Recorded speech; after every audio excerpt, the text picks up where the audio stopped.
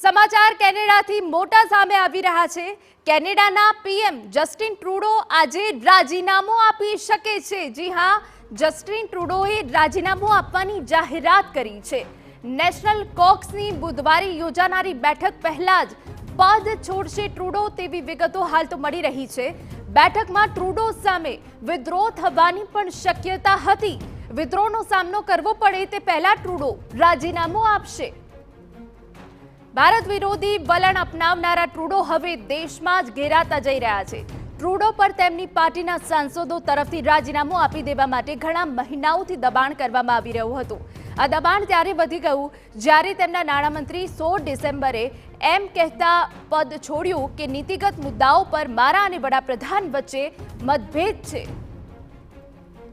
અહેવાલો મુજબ ટ્રુડોનું રાજીનામું બુધવારે યોજાનારી મહત્વપૂર્ણ રાષ્ટ્રીય કોક્સની બેઠક પહેલા આવશે। જસ્ટિન ટ્રુડોને લાગે છે કે તેમણે લિબરલ કોક્સની બેઠક પહેલા રાજીનામાની જાહેરાત કરવાની જરૂર છે, જેથી એવું ન લાગે કે તેમને પાર્ટીના સાંસદો દ્વારા હાંકી કાઢવામાં આવ્યા છે।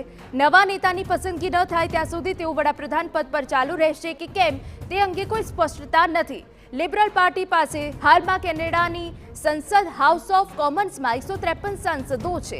કેનેડિયન હાઉસ ઓફ કોમન્સમાં 338 સીટો છે, તેમાં બહુમતીનો આંકડો 170 છે। થોડા મહિનાઓ પહેલા ટ્રુડો સરકારના સહયોગી ન્યૂ ડેમોક્રેટિક પાર્ટીએ પોતાનું સમર્થન પાછું ખેંચી લીધું હતું। એનડીપીએ ખાલિસ્તાની તરફથી કેનેડિયન શીખ સાંસદ જગમીત સિંહની પાર્ટી છે।